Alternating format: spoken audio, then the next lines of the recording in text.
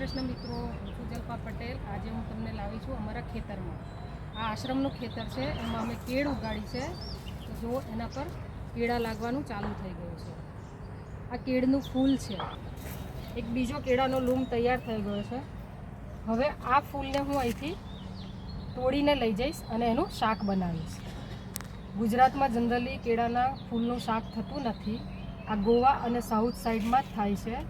તો હું તમને એની રેસિપી આપીશ। સાઉથ અને ગોવા સાઈડ આખી કેળનો ઉપયોગ કરે છે। એનું ફૂલ, ફ્રૂટ, પાન અને કેળનો જે થડ છે એમાંથી જે કૂણો ભાગ નીકળે છે એનું પણ એ લોકો શાક બનાવે છે। જો આ કેળાનું ફૂલ મેં તોડી લીધું છે, એમાંથી પાણી નીકળે છે।